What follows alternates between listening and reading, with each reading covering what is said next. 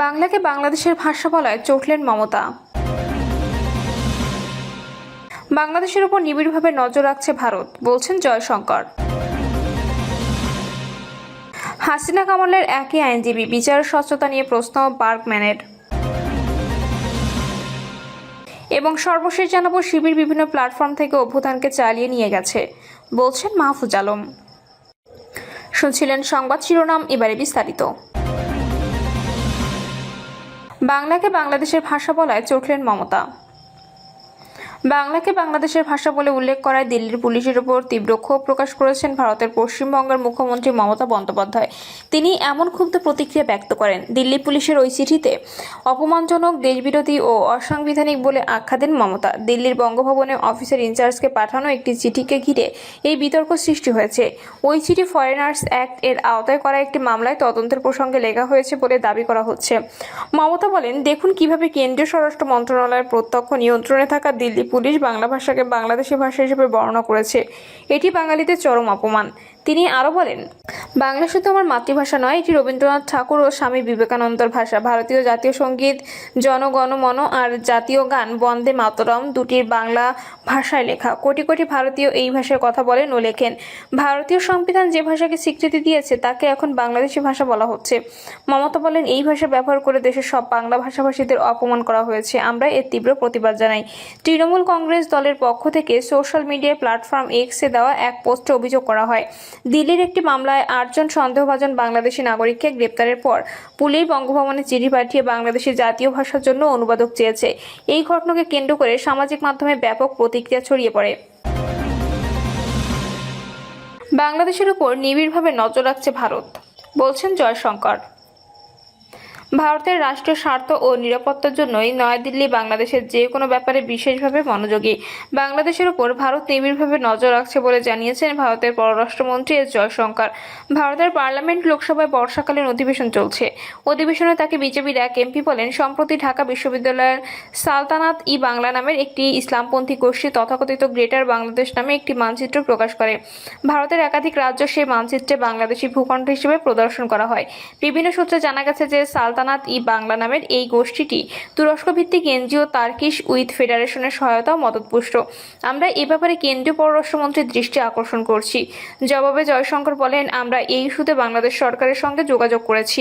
সরকারি fact checker platform Bangla ফ্যাক্টের বরাত দিয়ে বাংলাদেশের সরকার আমাদের জানিয়েছে যে 2025 সালে 14 এপ্রিল পহেলা বৈশাখ উপলক্ষে ঢাকা বিশ্ববিদ্যালয় ক্যাম্পাসে একটি ইতিহাস সম্পর্কিত প্রদর্শনীর আয়োজন করা হয়েছিল। সেখানে মধ্যযুগের বাংলায় একটি মানচিত্র প্রদর্শন করা হয়েছিল। ওই প্রদর্শনীতে যারা আয়োজক ছিলেন তারা বাংলাদেশের সরকারকে বলেছেন যে কোনো বিদেশি সংস্থা বা গোষ্ঠীর সঙ্গে তাদের সম্পর্ক নেই। বাংলাদেশ সরকারের পক্ষ থেকে আরও বলা হয়েছে, সালতানাত ই বাংলা নামের কোনো সংগঠন বা গোষ্ঠীর অস্তিত্ব বাংলাদেশে নেই। জয়শঙ্কর বলেন, আমরা জাতীয় স্বার্থ সংক্রান্ত বিষয়গুলোতে বাংলাদেশের প্রতি বিশেষভাবে মনোযোগী। ভারতের অভ্যন্তরীণ নিরাপত্তা সংক্রান্ত বিভিন্ন ইস্যুতে বাংলাদেশের উপর আমরা নিবিড় নজর রাখছি এবং অভ্যন্তরীণ নিরাপত্তাকে সর্বোচ্চ গুরুত্ব দিয়ে আমরা এগোচ্ছি। হাসিনা কামালের একই আইনজীবী, বিচারের স্বচ্ছতা নিয়ে প্রশ্ন বার্গম্যানের। হাসিনা কামালের একই আইনজীবী বিচারের গত বছরের জুলাই মাসে সংঘটিত গণ অভ্যুত্থানের সময় মানবতাবিরোধী অপরাধের অভিযোগে ক্ষমতাচ্যুত প্রধানমন্ত্রী শেখ হাসিনার অনুপস্থিতিতে তার বিচার আনুষ্ঠানিকভাবে শুরু হয়েছে। আন্তর্জাতিক অপরাধ ট্রাইব্যুনাল 1 প্রসিকিউশনের সূচনা বক্তব্যে এই সাক্ষ্য গ্রহণের মধ্য দিয়ে এ বিচার প্রক্রিয়ার সূচনা হয়। এ ঘটনাকে কেন্দ্র করে যুক্তরাজ্য ভিত্তিক সাংবাদিক ও আন্তর্জাতিক অপরাধ ট্রাইব্যুনালের বিষয়ে দীর্ঘদিন লেখালেখি করা ডেভিড বার্গম্যান একটি মন্তব্যমূলক ফেসবুক পোস্ট লেখেন, যেখানে তিনি বিচার প্রক্রিয়া নিয়ে 3টি মূল বিষয়ে উদ্বেগ প্রকাশ করেন। পোস্টে ডেভিড বার্গম্যান লিখেছেন, মানবতাবিরোধী অপরাধের অভিযোগে বাংলাদেশের সাবেক প্রধানমন্ত্রী শেখ হাসিনার অনুপস্থিতিতে তার বিচারের প্রথম দিন অনুষ্ঠিত হয়েছে। সুষ্ঠু বিচার নিশ্চিত করার ক্ষেত্রে আমার কিছু উদ্বেগ রয়েছে। প্রথমত, আসামিপক্ষে রাষ্ট্র নিযুক্ত এক আইনজীবী। 2 মক্কেলের ট্রাইব্যুনাল শেখ হাসিনার পক্ষে যে আইনজীবী নিয়োগ দিয়েছেন তিনি কেবল সাবেক প্রধানমন্ত্রীর নয়, তার সঙ্গে অভিযুক্ত সাবেক স্বরাষ্ট্রমন্ত্রী আসাদুজ্জামান খানেরও আইনজীবী। আসাদুজ্জামান খানও পলাতক। এটি বড় ধরনের সম্ভাব্য স্বার্থের সংঘাতের সমস্যা তৈরি করে, যা তাদের প্রত্যেকের যথাযথ আইনি সুরক্ষা প্রাপ্তিতে বাধা। কারণ বিচারের এই 2 অভিযুক্ত ব্যক্তির স্পষ্টতই একেবারে ভিন্ন স্বার্থ থাকতে পারে। উদাহরণস্বরূপ, স্বরাষ্ট্রমন্ত্রী কিছু নির্দিষ্ট কাজের জন্য প্রধানমন্ত্রীর ওপর দায় চাপাতে পারে, অথবা এর উল্টোটাও হতে পারে। প্রত্যেক পলাতক আসামির পক্ষে অবশ্যই আলাদা একজন আইনজীবী থাকা উচিত। সিদ্ধান্তটি ট্রাইব্যুনালকে নিতে হবে। দ্বিতীয়ত, আত্মপক্ষ সমর্থনের প্রস্তুতির সময় দুই অভিযুক্ত ব্যক্তির রাষ্ট্রনিযুক্ত আইনজীবী 25শে জুন 2025 তারিখে অর্থাৎ বিচার শুরুর 5 সপ্তাহ আগে প্রসিকিউশনে সরবরাহ করা সব স্বাক্ষর প্রমাণ পেয়েছেন। আমি মনে করি কোনো আইনজীবীর পক্ষে উভয় মক্কেলের জন্য যথাযথ আত্মপক্ষ সমর্থনের কৌশল তৈরির জন্য প্রয়োজনীয় গবেষণা ও অন্যান্য কাজ সম্পন্ন করা অসম্ভব, বিশেষ করে যখন আইনজীবী তার মক্কেলের সঙ্গে যোগাযোগ করতে পারছেন না। আরও আশ্চর্যজনক বিষয় হলো, শেখ হাসিনা ও আসাদুজ্জামান খান কামালের রাষ্ট্রনিযুক্ত আইনজীবী তার আত্মপক্ষ সমর্থনের প্রস্তুতির জন্য ট্রাইব্যুনালের কাছে আরও সময় চেয়ে আবেদনও করেনি। যখন আমি আইনজীবীকে জিজ্ঞাসা করেছিলাম কেন তিনি আজ শুনানি মুলতবির আবেদন করেননি, তখন তিনি বলেন যখন প্রয়োজন হবে তখনই তিনি মুলতবির আবেদন করবেন এবং তিনি আজ প্রথম সাক্ষীকে জেরা করার জন্য প্রস্তুত ছিলেন। আমি মনে করি আমরা নিশ্চিতভাবে বলতে পারি, হাসিনা যদি নিজস্ব আইনজীবী উপস্থিত থাকতেন তাহলে তারা অবশ্যই শুনানির মুলতবির আবেদন করতেন। আর বাস্তবতা হলো বর্তমান রাষ্ট্রনিযুক্ত আইনজীবী এই আবেদন করেননি, যা বিশেষভাবে উল্লেখ করার মতো নয়। তৃতীয়ত, সাক্ষ্যের বিপরীত নিয়ে জেরা বন্ধ করলেও প্রসিকিউশন অথবা ট্রাইব্যুনাল কাদের মোল্লা যুদ্ধাপরাধ মামলায়, অর্থাৎ যেখানে তার মৃত্যুদণ্ড কার্যকর করার রায় হয়েছিল এবং যেটি শেখ হাসিনা সরকারের আমলে সিদ্ধান্ত হয়েছিল, 2013 সালে আপিল বিভাগের একটি রায় ব্যবহার করে প্রসিকিউটররা আসামিপক্ষের রাষ্ট্রনিযুক্ত আইনজীবীকে প্রথম সাক্ষীকে জেরা করে থেকে বিরত রাখেন। এই জেরা ছিল পূর্বে তদন্তকারী কর্মকর্তার কাছে যা বলেছিলেন এবং আজ আদালতে যা বলেছেন দুই বক্তব্যের মধ্যে বৈপরীত্য নিয়ে।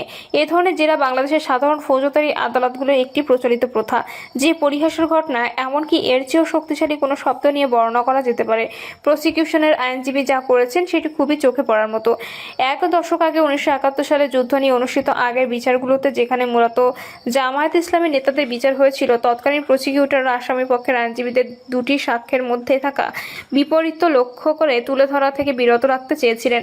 ওই সময় জামায়াতের আইনজীবী, যাদের মধ্যে তাজুল ইসলাম ও অন্য যারা বর্তমানে প্রসিকিউটর দলের অংশ, তারা তখন প্রসিকিউশনের বিরুদ্ধে জোরালো যুক্তি দিয়েছিলেন। তারা বলেছিলেন এটি খুবই অন্যায়, কারণ এটি তাদের সাক্ষীর বিশ্বাসযোগ্যতা নিয়ে প্রশ্ন তোলার সুযোগ থেকে বঞ্চিত করেছে। যখন কাদের মোল্লার মামলার বিষয়টি আপিল বিভাগে আসে, তখন প্রধান বিচারপতি সিনহা তার রায়ে প্রসিকিউশনের পক্ষ থেকে বলেছিলেন আইসিটি আইন ও বিধিতে এই সুযোগ নেই। সুতরাং এখন আমরা এমন একটি পরিস্থিতি দেখছি যেখানে বর্তমান চিফ প্রসিকিউটর তাজুল ইসলাম সেই একই আপিল বিভাগের রায় ব্যবহার করেছেন, যে রায়ের ফলে তিনি একসময় যেসব ব্যক্তির পক্ষে আইনি লড়াই করেছিলেন তাদের একজনের মৃত্যুদণ্ড কার্যকর হয়েছিল। সেই একই নিয়ম তিনি প্রয়োগ করার চেষ্টা করেছেন, যা তিনি অতীতে আসামিপক্ষের আইনজীবীর জন্য অত্যন্ত অন্যায্য বলে মনে করেছিলেন, আর ট্রাইব্যুনাল বিচারকেরা তা মেনে নিয়েছেন। আমি যখন তাজুল ইসলামকে এই বিষয়ে জিজ্ঞাসা করলাম, তখন তিনি বললেন আইন পরিবর্তন না হওয়া পর্যন্ত এটি আপিল বিভাগের নির্দেশনা। জেরা শেষে ট্রাইব্যুনালের চেয়ারম্যান আসামিপক্ষে রাষ্ট্রনিযুক্ত আইনজীবীকে একটি ভালো জেরা করার জন্য অভিনন্দন জানিয়ে এবং অদ্ভুত মন্তব্য করেছেন। আসামিপক্ষের আইনজীবী জেরা করার ক্ষমতা যখন উল্লেখযোগ্যভাবে কমানো হয়েছে, তখন তিনি কিভাবে এমন মন্তব্য করতে পারেন তা পরিষ্কার নয়। যদি ট্রাইব্যুনাল আপিল বিভাগে সেসব রায় অনুসরণ করতে পারেন যা এখন সাধারণত অত্যন্ত বিতর্কিত ও অন্যায্য বলে বিবেচিত, তাহলে সরকারের উচিত আইন পরিবর্তন করা, যাতে আসামিপক্ষের আইনজীবী, তদন্তকারী কর্মকর্তার কাছে সাক্ষীরা যা বলেছিলেন ও আদালতে তারা যা বলেছেন দুটোর মধ্যে বৈপরীত্যের ভিত্তিতে তাদের জেরা করার সুযোগ পান। প্রিয় দর্শক, এই ছিল এখনকার সর্বশেষ সংবাদ। আপডেট সব সংবাদ পেতে চ্যানেলটি সাবস্ক্রাইব করে বেল আইকনটি ক্লিক করে রাখুন।